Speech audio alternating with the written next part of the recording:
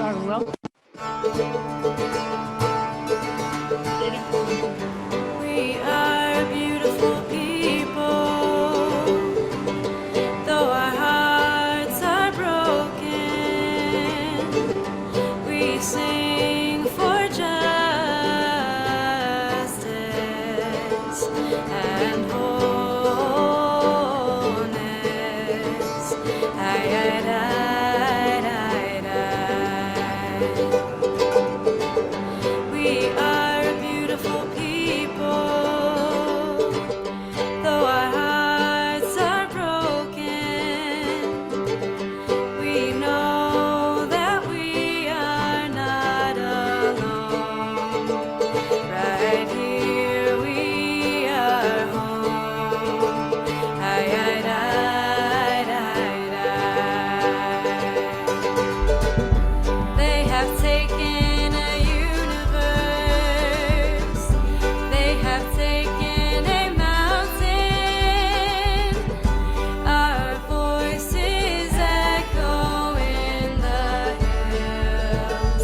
Aye, aye, aye, aye, aye, aye. Aye, aye, aye, aye, aye. They will not divide us. We will not abide this. We know that together we'll be free. Mourning tragedy,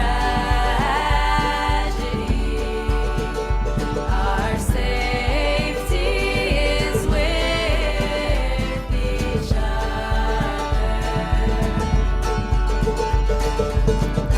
We are beautiful people,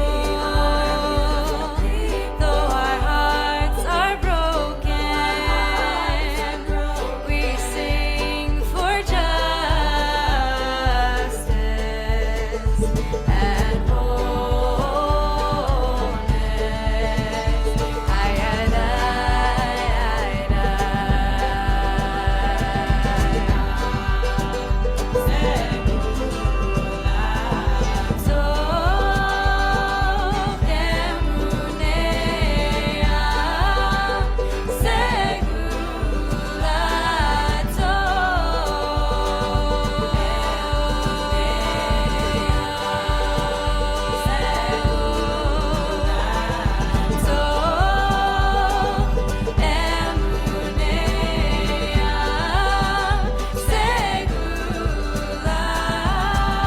They will not divide us. We will not abide this. We know that together we'll be free. Mourning tragedy, our safety is with each other. We are beautiful people, though our hearts are broken. We sing for justice.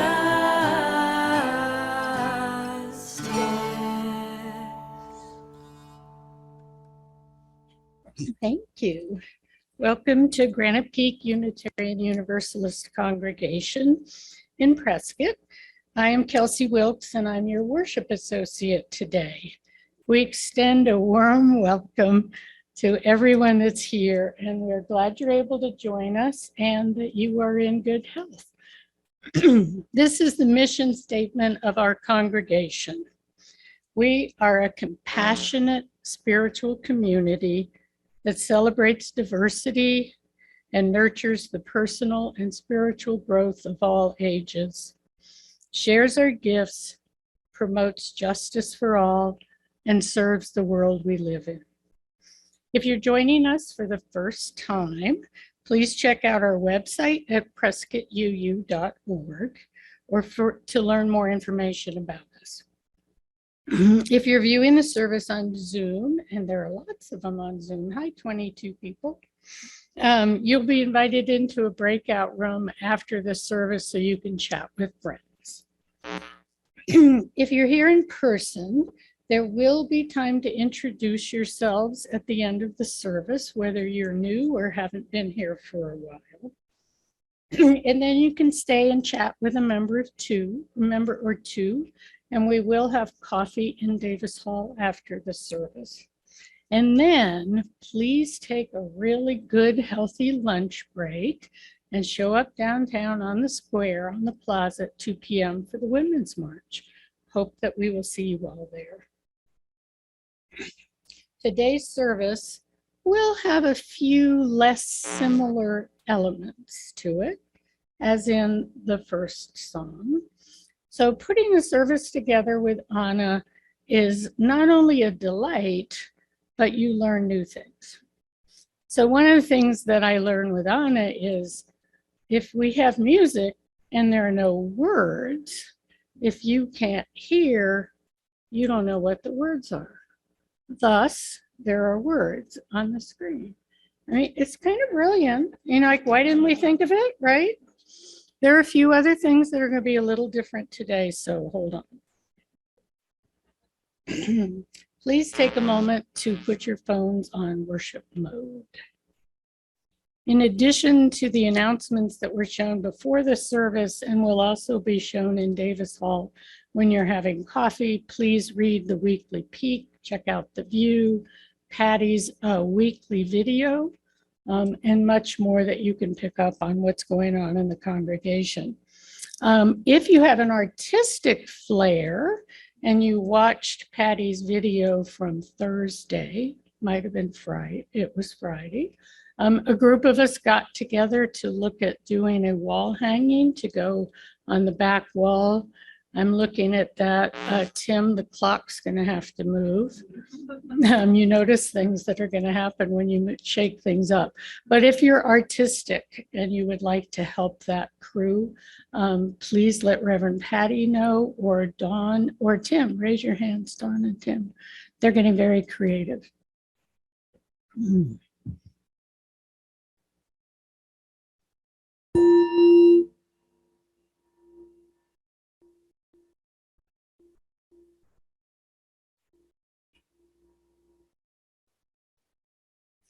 We will begin our service in the Unitarian Universalist tradition of lighting the chalice. Our chalice lighter this morning is Barb Jacobson. Today, we will light the chalice with these words from Martha Postlethwaite. It's called The Clearing. Do not try to save the whole world or do anything grandiose.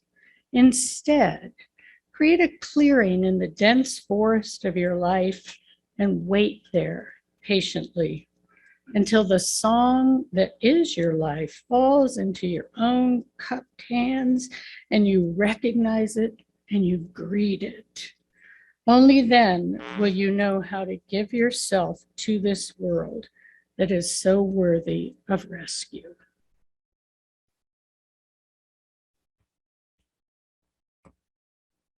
Thank you, Kelsey. It's so good to see you all. You hear me okay? Ooh, okay. So our words of gathering this morning are from one of my favorite books that ironically I haven't finished, even though I quote it all the time. It's called Emergent Strategy by Adrienne Marie Brown. And they give us a list of words and phrases to remember and live by that I think are really beautiful for movement work. And I'll be quoting a couple of them in the sermon. Small is good. Small is all. The large is a reflection of the small. Change is constant. Be like water. There is always enough time for the right work. There's a conversation in the room that only these people at this moment can have. Find it. Never a failure, always a lesson. Trust the people. If you trust the people, they become trustworthy. Move at the speed of trust. Focus on critical connections more than critical mass. Build the resilience by building the relationships. Less prep, more presence. That one's hard for me to internalize. And what you pay attention to grows. And now we'll be singing a new hymn for me that I really like. It's called We Are Building a New Way.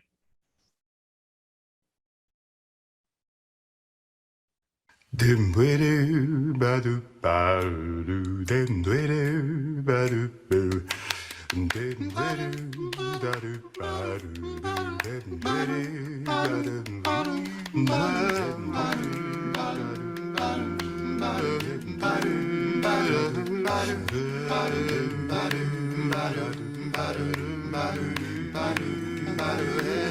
We are building a new way. We are building a new way. We are building a new way, feeling stronger every day. We are building a new way. We are working to be free. We are working to be free. We are working to be free. Hate and greed and jealousy. We are working to be free. We can feed our every need. We can feed our every need. We can feed our every need. Start with love, that is the seed. We can feed our every need. Peace and freedom is our cry. Peace and freedom is our cry. Peace and freedom is our cry. Without these, the world will die. Peace and freedom is our cry.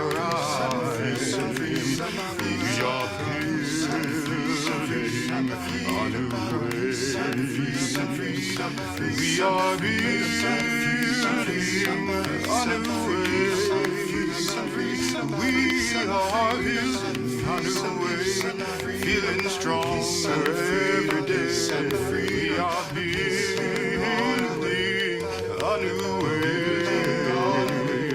We are building a new way, feeling stronger every day. We are building a new way.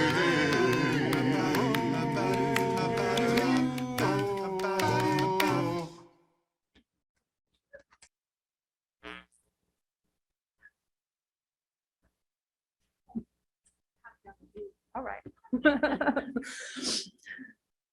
Love is the doctrine of this congregation. The quest for truth, its sacrament, and service is its prayer. To dwell together in peace, to seek knowledge in freedom, to serve others in community. Thus do we covenant together. Thank you.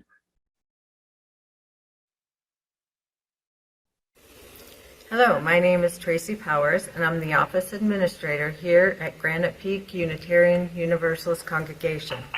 It's time to start thinking about what you can afford to pledge so that we can keep the programs that we currently have and work on new ones. It's hard to put a price on everything we do here at Granite Peak, but it's important so that we can bring back the library, continue coffee hour, celebrate special occasions, bring quality programs, pay staff, and so much more. I've been here close to a year, and I can say that I have benefited from the programs here at Granite Peak and have formed friendships that I treasure. We do so much for the community and for our members. What great programs and people that we are blessed to have. I plan to increase my pledge this year, and I'm asking you to do the same. But if that is not possible, any amount will help us to reach our goal. Thank you. As we prepare to take the offering this morning, let us remember and embrace the feeling of connection and community that we have each week when we gather. Let us remember that your generosity and its programs are supported by our offering. We also give back to the greater community through our Seeds of Support program. This month's Seeds of Support is the launch pad. They have a great lunch there too. The launch pad Teen Center, and you can read more about them in our order of service. To give online, you can go onto the chat if you're on Zoom, or anyone can go to our website and make a pledge. This morning, we are going to have an offertory meditation. This is a moment by Climbing Poetry. Please take this time as you give your support to our community to ground yourself in our community, gazing outward and gazing inward.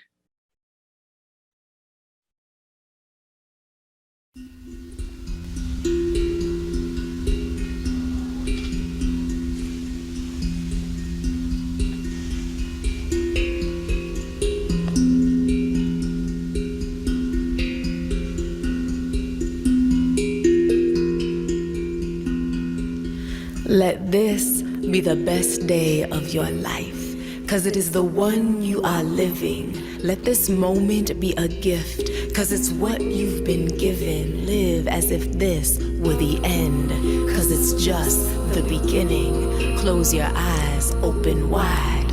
What is your vision?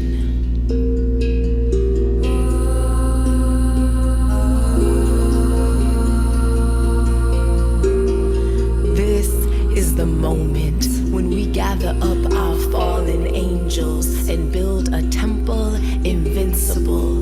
We've been hibernating below the surface of the world, growing roots, dreaming of sun, thirsting for rain. We sprout, crack concrete, overcome the bullets and toxic exhale of a machine built to kill. We rise like sunshine. The shadows, our memory of the struggle it took to lift our heads above drowning. We breathe, exhale this sky full of stars, pregnant with moon. Trace the constellations in the shape of our revelation for tomorrow.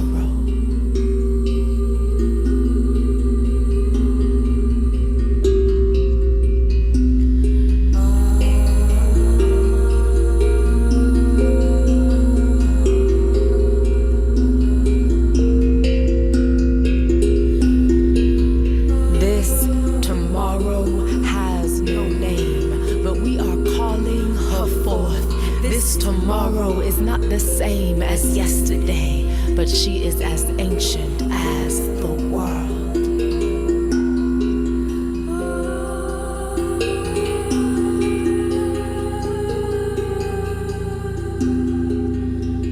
We are ready for light. We are ready to live, ready to hold each other against the rim of existence. 'Cause they who build concrete against the corners of our hearts need to feel our resistance, like a million tender blades of grass cracking sidewalks apart, reminding your runaway child there is no place that love cannot find you.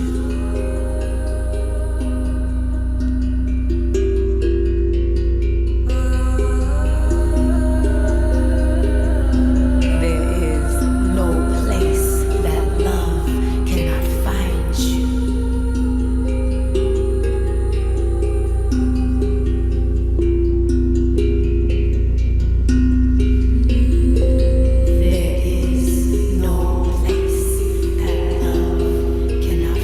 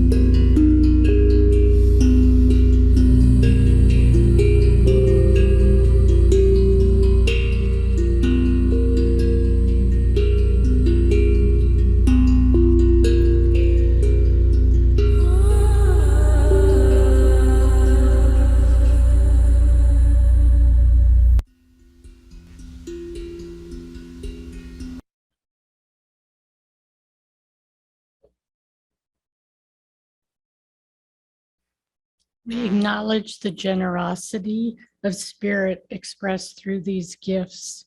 What is given in love is received with gratitude. Blessed be.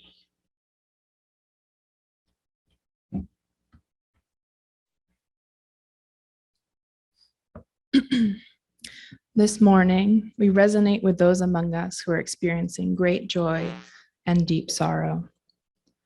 We take a moment to join our hearts with each other in our rejoicing and our grieving. We hold all those in our community who are ill from COVID and other bodily illnesses, as well as those struggling with the deep internal pain of mind and soul. We also send healing to our world where violence towards the earth and towards fellow human beings tears at our very souls. And we celebrate those who resist this destruction and death through the powerful joy of healing. We celebrate those who are nurturing life, love, and connection today. Our hearts reach out to others, even as we accept the love that others offer us. Let us hold these joys and sorrows together. As you are doing so, you may come forward and place a stone in one of the bowls of universal water so that the ripples of your heart song may join with the waves of our collective beings. And if you want to say something, you're welcome to come up and do so.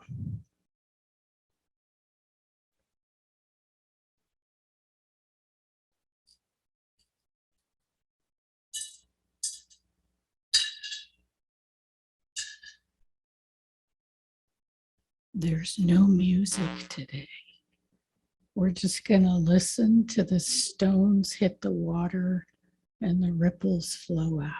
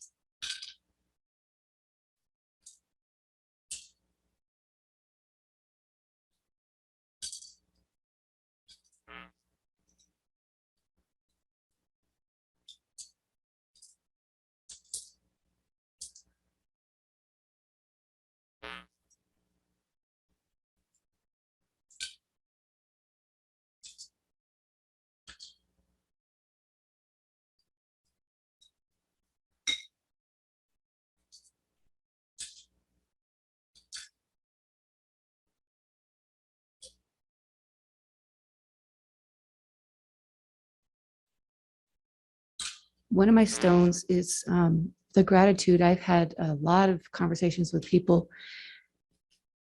in the community this past week organizing something else. And I am so grateful for the groundswell of change and hope and energy that's going into the positive. And a lot of you guys sparked a lot of that.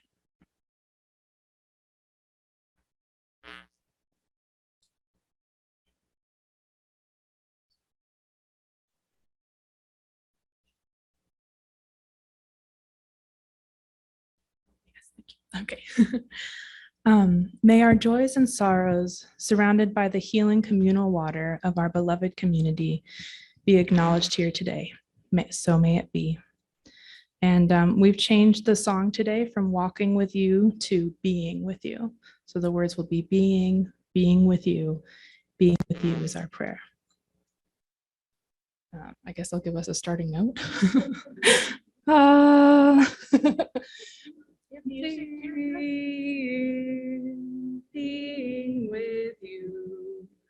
Being with you is my prayer.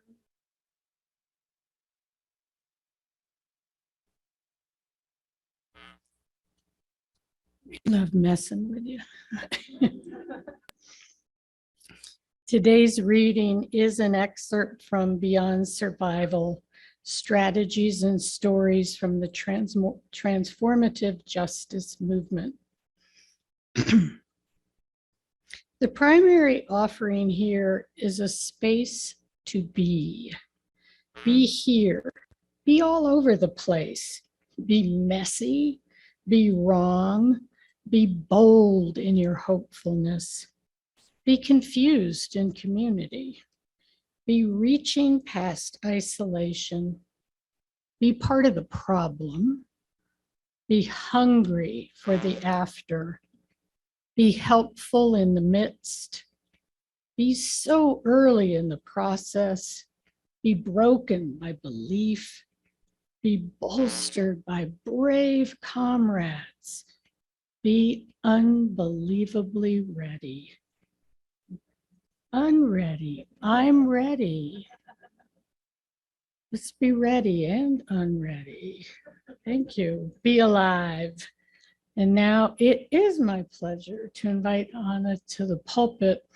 I want to say it's fun to do things with Anna.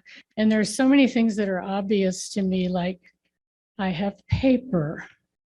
She has a phone. I sit in her house and she plays music by people I've never heard of. And it's a wonderful generational gap. And I'm so honored to have gotten to do this with you, Anna. Kelsey is very fun to do things with as well.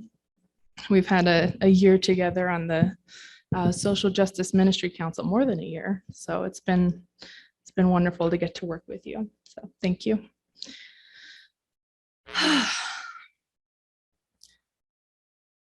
Today's sermon is called Gazing Inward, Creating Microcosms of the Worlds We Dream of. I invite you to close your eyes if you're willing and able. Ask yourself how you're feeling about the state of the world right now. If you're like me, that question might bring up a barrage of negative images, like rapidly flicking news clips, wildfires, drones dropping bombs, the terror of hypersurveillance, people dying in hospitals from an illness that could have been prevented through compassion, angry white men holding rifles, the Supreme Court stripping away our bodily autonomy, the fear of holding a partner's hand or dressing in drag in public. People trapped on the other side of walls, hurricanes and record-breaking snowstorms flattening towns, people packing up and moving away because their landlord raised their rent again and they can't find a job that pays well enough to afford it. In a word, terrifying.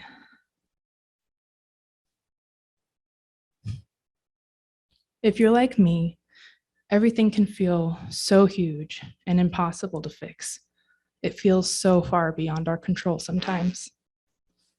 Let's take a few breaths, give a couple shakes, just shake your body. Let those images flow through and out of our bodies. Take a second to do that. Been doing somatic therapy, it's great. So this time, I invite you to close your eyes again. It'll be nicer this time. I want you to imagine that you've just woken up in a parallel universe. You feel well rested.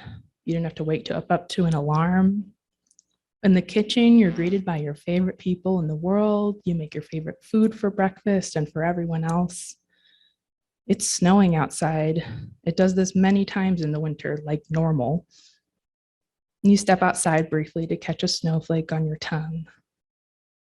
You can hear the neighborhood children playing in the snow.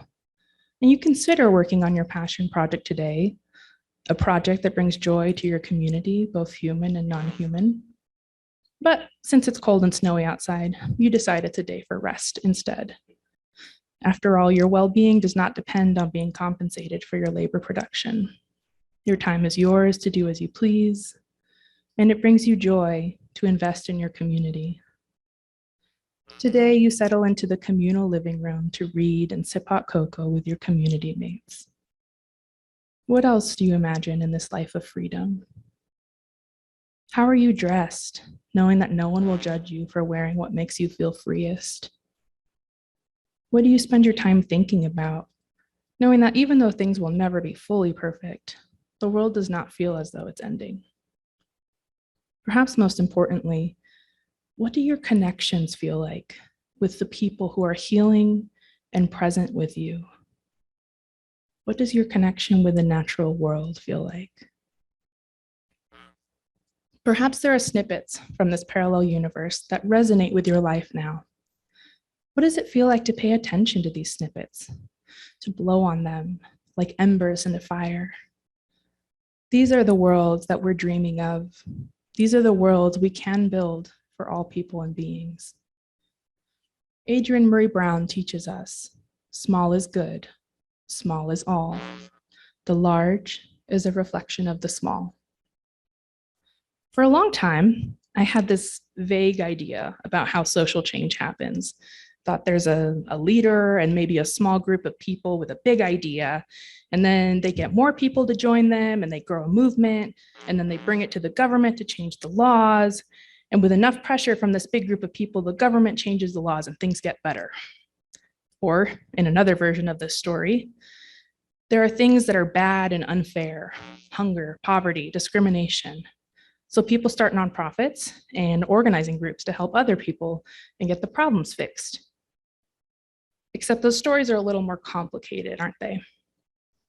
If nonprofits were really fixing hunger, poverty, and discrimination, then why, excuse me, then why do hunger, poverty, and discrimination still exist in the world after all these years?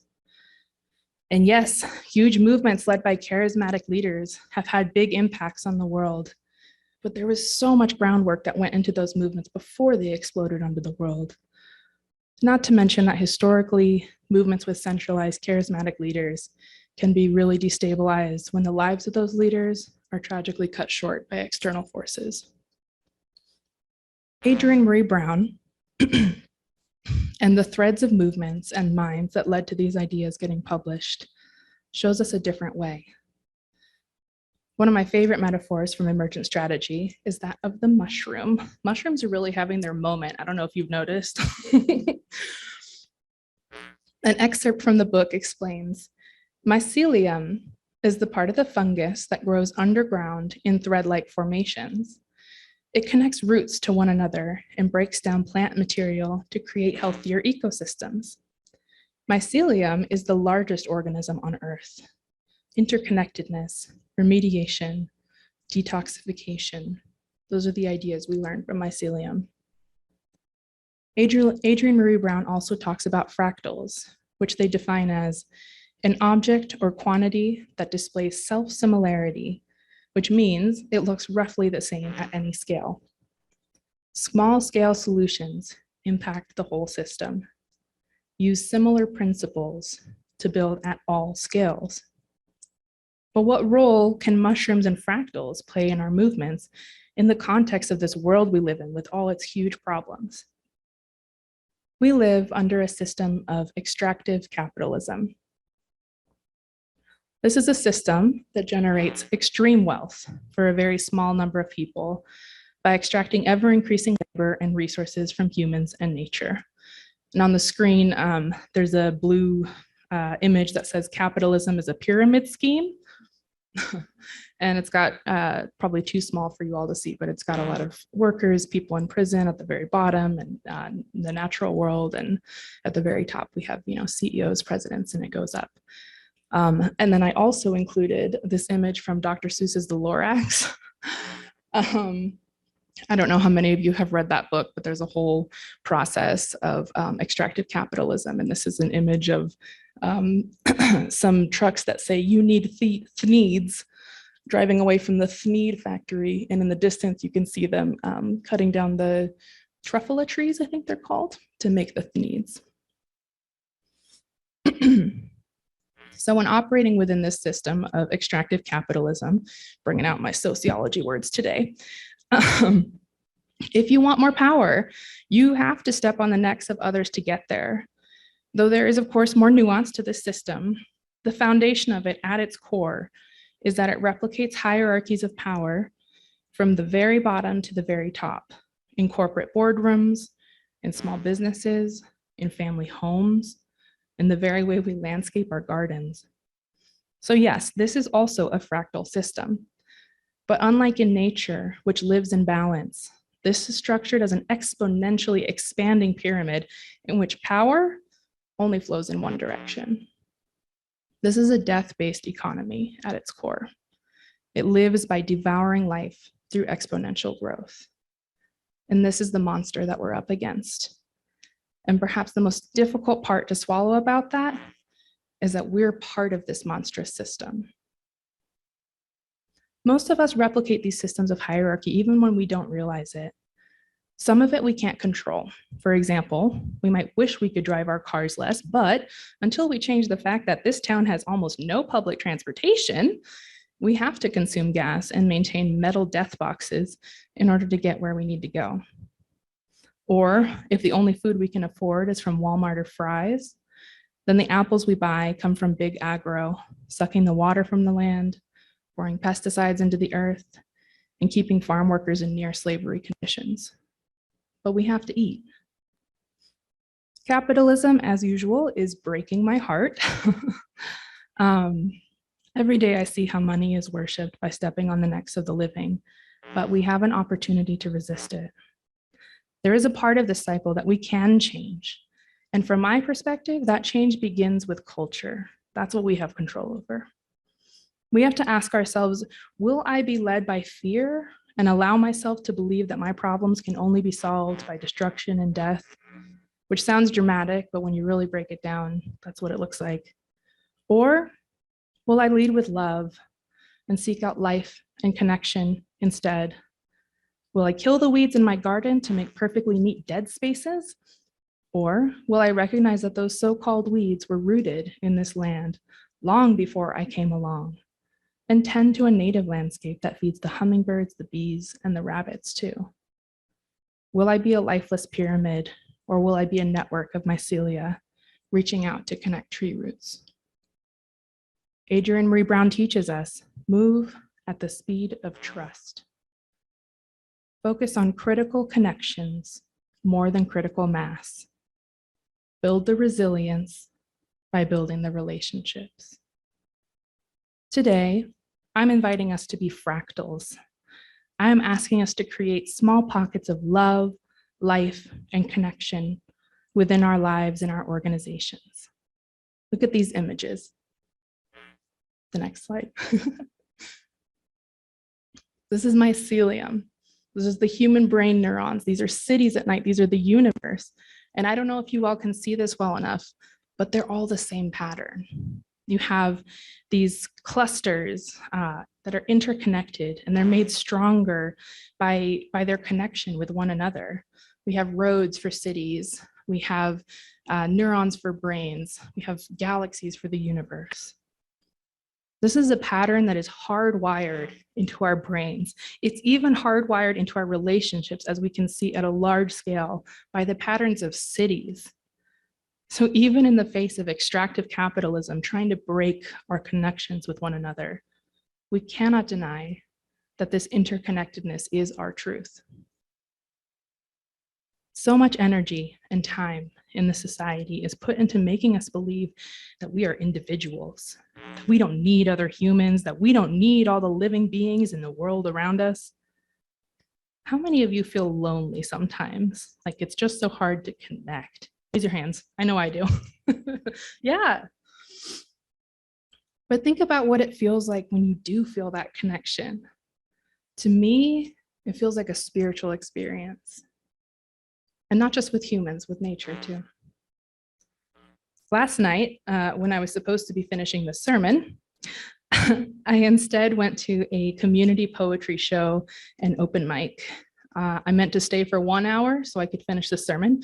I stayed for 4. The show was held at a new friend's house, and walking into that space with the hodgepodge of mismatched chairs, the laughing groups crowded in the hallway, the potluck meal in the dining room, I could tell that this was a community that my friend had worked with others to nurture and grow over many years. It's a community that he brought together, yet he also wasn't trying to control it. That's why I stayed for 4 hours, because it was sort of going with the flow. It felt like a dream come to life, a magical living thing. It was a community created through food and art, It felt alive. Grace Lee Boggs tells us, building community is to the collective as spiritual practice is to the individual. These are the kinds of communities I dream of and live for. Communities like this one, made up of people reaching towards one another, sharing our dreams together, the whole creating something greater than the sum. It's a kind of magic, and I've shared that magic with many of you here as well. But this is a magic that is sometimes difficult to find in our social justice organizations. I've been working in nonprofits now for over 9 years, and I've worked with many groups trying to help people outside of our organizations, those who are, quote, less fortunate. See how that wording subtly reinforces a power hierarchy? But so often we've jumped right into the work at these organizations, leaning on decision-making from internal hierarchy structures without taking time to get to know one another or develop that kind of community magic within our organizations that feels so life-giving. So often we're trying to pour from an empty cup. So I sketched a picture of what these kinds of organizations can look like. It's very simple. You can see the sort of internal hierarchical leadership at the top, and then this sort of like reaching out. So many nonprofits look like this kind of one-directional pyramid structure, even as we're trying to resist those one-sided pyramid structures of extractive capitalism.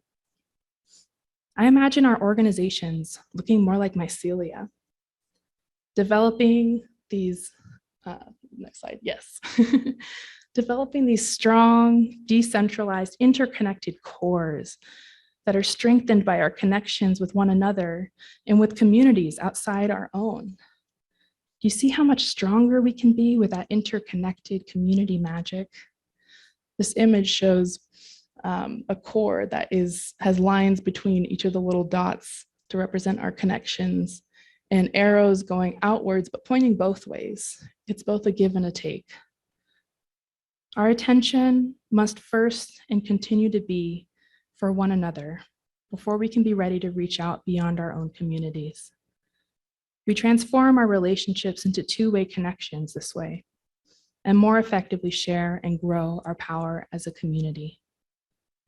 As Lila Watson said, if you've come here to help me, you are wasting your time. But if you have come because your liberation is bound up with mine, then let us work together. What I'm trying to say is that we must turn our focus towards strengthening and getting intentional about our internal communities. It is not only something that we need to do in order to more effectively reach out to communities beyond our organizations. It is actually a part of the social justice work in and of itself to grow that community magic within our organizations. It may even be the most important part. Adrienne Marie Brown, again, teaches us, what you pay attention to grows. I'm gonna say that again. What you pay attention to grows. What are we paying attention to right now? What can we grow? Community magic, that sense of belonging, that feeling like you're being listened to. You're listening to others. You're making sure everyone has a voice, making space to make mistakes, making space to heal, making time for joy and play, and moving always from a place of love. This is what it looks like to change culture. And the beauty of fractals is that, again, they are self-replicating. When we model this kind of community magic for one another, we model it for other organizations too. We bring these ideas to other communities that we belong to. And that kind of freedom in community, that freedom is contagious. Have you ever accidentally left food out for a few days? And when you come back to it, you got these little green and blue tendrils of mold. They've already stretched across it in fuzzy clusters, claiming the food as their own. Just as mycelia can convince us that it is time to surrender the food to the compost, Our movements have the power to decompose stacked systems of hierarchy. All we have to do is opt out of the lies in the hierarchy and turn towards one another instead. So I ask you now to close your eyes again as you're willing and able. In the communities that you're a part of, where do you already see that mycelia growing? Where do you see pyramids of power? Where are there opportunities to shift how we relate to one another? Where can we let go and learn to understand weeds and fungi differently? What do we want to grow in our community gardens? It's up to us to pay attention to life. It's up to us to grow connection, to nurture and tend to our love for one another. Somos poderosas. Conocemos nuestra mágica. Conocemos el poder de conexión.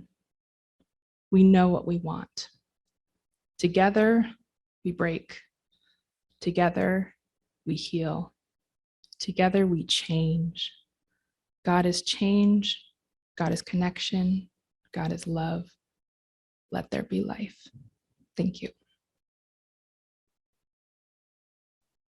You're welcome to also sing this song.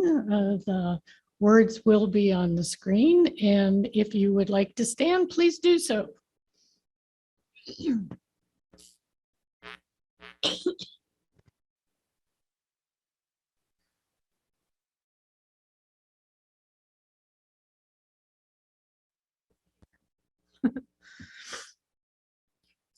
Thank you all for being here today. Our closing words are, you guessed it, from Adrienne Marie Brown. Trust the people who move towards you and already feel like home. Trust the people to let you rest. Trust the people to do everything better than you could have imagined. Trust the people and they become trustworthy. Trust that the people are doing their work to trust themselves. Trust that each breach of trust can deepen trust or clarify boundaries. Trust the people who revel in pleasure after hard work. Trust the people who let children teach and remind us how to emote, be still, and laugh. Trust the people who see and hold your heart. Trust the people who listen to whales. Trust the people, and you will become trustworthy. Trust the people, show them your love. Trust the people.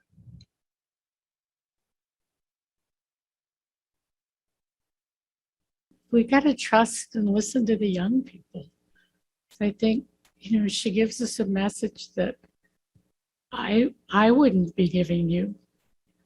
But I learned so much when you do open up and you listen to the young people and you listen, to Anna and other young people around us. So listen up. However, we are going to extinguish the chalice, Barb. And we are extinguishing the chalice to these words. You don't have to show the words. I'm going to say the words, Deirdre. All that you touch, you can change. All that you change, changes you. The only lasting truth is change. God is change. And now, before we hear this lovely music, which will be at the end, I invite you on Zoom to take as much time as you would like to visit with your neighbors, and you will be invited into breakout rooms. For those that are here in attendance, is there anyone that is new, that is visiting, that is returning, that would like to introduce themselves? If you would, please stand and say your name.